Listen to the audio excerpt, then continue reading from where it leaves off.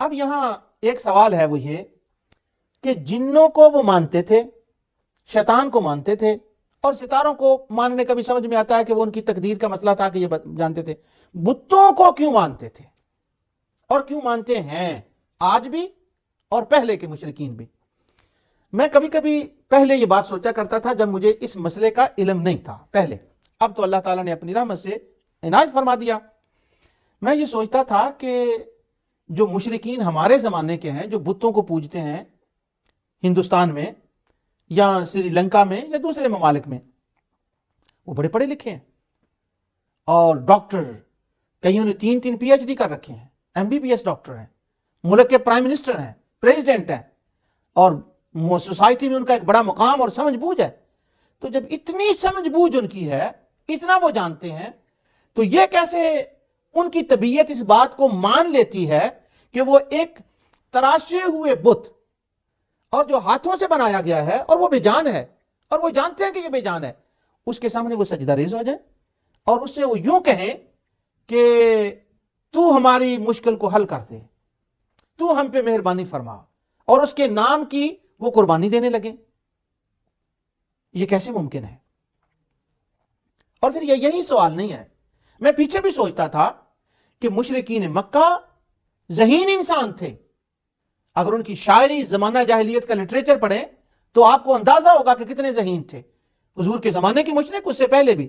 اب دنیا کے اعتبار سے وہ ذہین تھے، لیکن کیا ان کو یہ عقل نہیں آتی تھی کہ یہ بے جانوں کے سامنے ہم جھک رہے ہیں، ان کو خدا مان رہے ہیں؟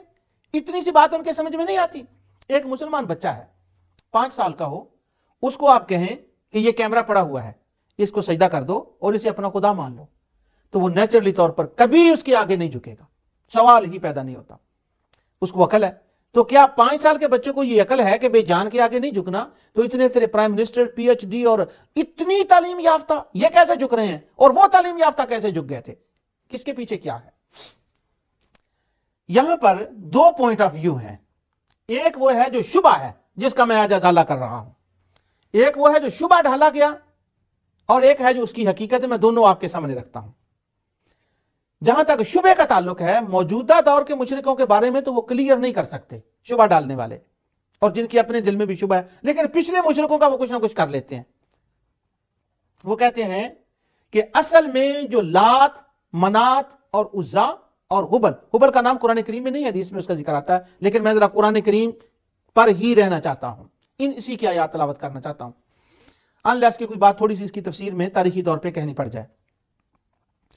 وہ ان کا یہ خیال ہے کہ لات اور منات اور عزا، چونکہ یہ صالحین کے نام تھے، یہ لات، منات اور عزا اپنے زمانے کے بڑے پہنچے ہوئے لوگ تھے، ان کا اللہ کے ہاں بڑا قرب تھا، ان کا اللہ کے ہاں بڑا مقام تھا۔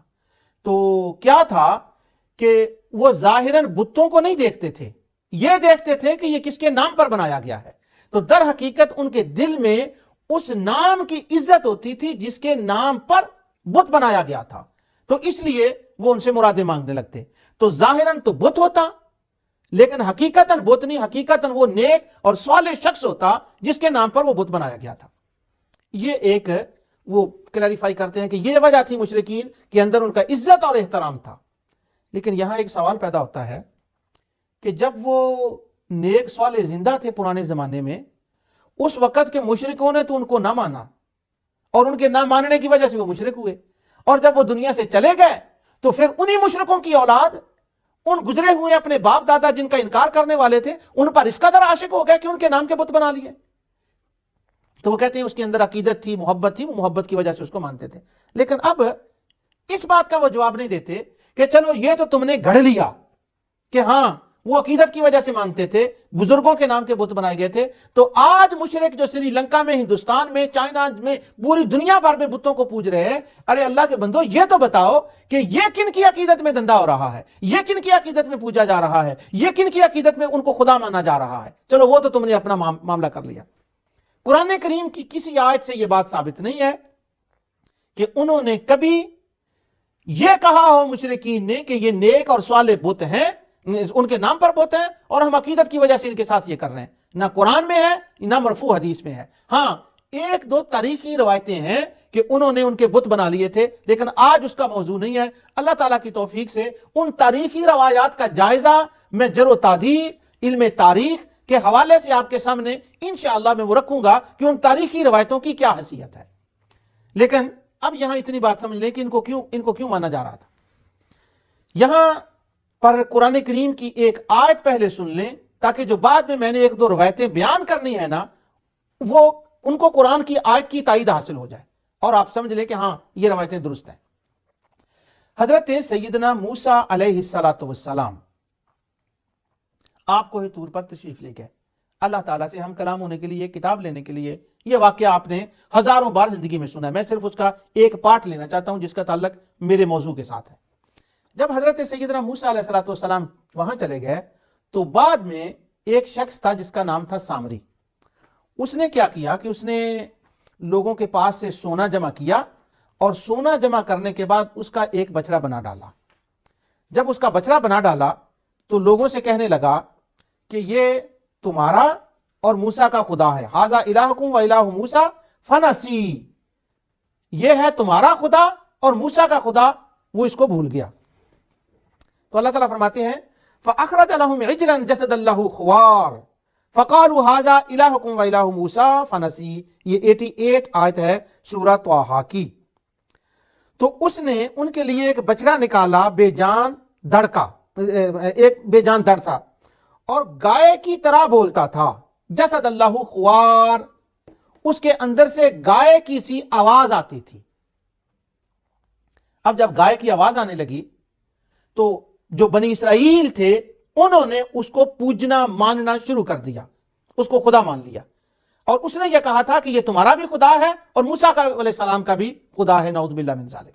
جب قوم نے اس بچڑے کو پوجا اور مانا، یہاں یہ بات آپ پڑھے لکھے لوگ ہیں، ایک بات کی طرف میں آپ کی توجہ دلانا چاہتا ہوں اگلی آیت تلاوت کرنے سے پہلے، وہ یہ ہے میرے بھائیوں، بہنوں، بچوں، کہ بنی اسرائیل جو تھے وہ بیوقوف آدمی تھے، ان کا دماغ خراب تھا، وہ سب مینٹل ہاسپیٹل کے پیشنٹس تھے۔ اب ان کے سامنے سامری نے گولڈ سے بچڑا تیار کیا اور وہ کہنے لگا کہ اس کو خدا مان لو، تو انہوں نے مان لیا۔ کیا ان کے اندر عقل نہیں تھی کہ ہمارے سامنے بننے والا یہ خدا کیسے بن گیا؟ یہ بات انہوں نے کیسے مان لی؟ امام رازی نے اس مقام کے اوپر یہ تھوڑا سا اشارہ دیا کہ کس طرح سے ہو گیا۔ ہاں، کوئی بندہ کسی کو اس وقت تک اس کی عبادت نہیں کرتا تا وقت اس کے اندر وہ سپر نیچر، ما فوق الفطرت، انسانی طاقت سے باہر کوئی چیز وہ نہ دیکھ لے جو اس کو خدائی کمال اس میں نظر آتا ہو۔ اس کے سوا وہ اس کو خدا نہیں مانتا۔ اب جب اس کے اندر سے وہ آواز آنے لگی تو لوگوں نے اس کو خدا مان لیا۔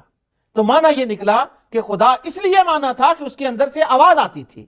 اب مشرکین مکہ نے جو بت تراشے تھے، لات اور منات اور عزا، اصاف اور نائلہ، یہ وہ بت تھے۔ علامہ ابن تیمیہ، حافظ ابن کثیر اور علامہ ابن الجوزی تمام محدثین اس کا ذکر کرتے ہیں کہ شیاطین کیا کرتے تھے، وہ بتوں کے اندر آ کر بولتے، ان کی آواز نکلتی اور وہ سمجھتے کہ ہاں یہ بت بول رہے ہیں، لیکن در حقیقت جن اور وہ شیطان تھا جو ان کے اندر بولتا تھا۔ جب اس کی وہ آوازوں کو سنتے تھے تو ان کی عبادت کرنے لگتے۔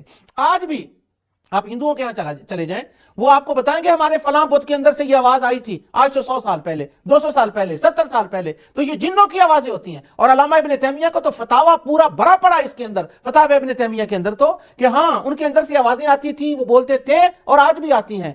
جب ان کو وہ بتوں کو بولتا سنتے تھے تو اس وقت ان کے اندر یہ بات خواہش پیدا ہوتی اور ان کا اعتقاد بڑھتا کہ ہاں یہ بے جان نہیں ہے۔ یعنی بتوں کی عبادت کی وجہ صالحین کے بت نہ تھے، ان کے نام نہ تھے، بلکہ اس کی وجہ یہ تھی کہ ان کے اندر سے وہ آوازیں آتی تھیں اور شیطان بولتا تھا، اس وجہ سے وہ بتوں کی عبادت کرتے تھے۔ یہ اصل اس کی وجہ تھی۔ حافظ ابن کثیر البدایہ والنہایہ میں باب فتح مکہ کے اندر یہ واقعہ لکھتے ہیں کہ نبی اکرم نور مجسم صلی اللہ علیہ وسلم نے جب مکہ فتح فرمایا تو آپ نے مختلف لوگوں کو، صحابہ کو بھیجا کہ وہ بت توڑ کر آ جائیں۔ تو حضرت خالد بن ولید رضی اللہ تعالیٰ عنہ بت توڑنے کے لیے گئے۔ آپ نے عزا کو توڑا، یہی جس کا سورہ نجم کی آیت میں آپ کے سامنے ذکر کر رہا ہوں۔ انہوں نے توڑ کر حضور کے پاس واپس آ گئے، یا رسول اللہ میں نے توڑ دیا بت کو۔ فرمایا کیا تو نے کچھ دیکھا؟ اس نے کہا نہیں. فرمایا جاؤ پھر. انہوں نے دوبارہ گیا, پھر توڑا. حضور کے پاس آیا, پوچھا سرکار دو عالم صلی اللہ علیہ وسلم نے کچھ دیکھا نہیں. فرمایا پھر جاؤ. اب جب تیسری بار توڑا تو کیا دیکھتے ہیں, بت کے اندر سے ایک سیاہ عورت باہر نکلی, اور جب وہ سیاہ عورت باہر نکلی اور اس کی عجیب و غریب شکل تھی, وہ حضرت خالد بن ولید رضی اللہ تعالیٰ پر حملہ کرنے لگی. آپ نے بسم اللہ اللہ اکبر کہہ کر اس کے اوپر وار کیا, اس کو قتل کر دیا. پھر وہ حضور کے پاس آئے, آ کر قصہ بیان کیا کہ یا رسول اللہ صلی اللہ علیہ وسلم اب کی بار میں نے یہ دیکھا اور میں نے اس کو قتل کر دیا. آپ نے فرمایا یہ عزا تھی جو عزا کے اندر تھی, جس کی عبادت کی جاتی تھی, اب قیامت تک عزا کی عبادت نہیں ہوگی. سبحان اللہ.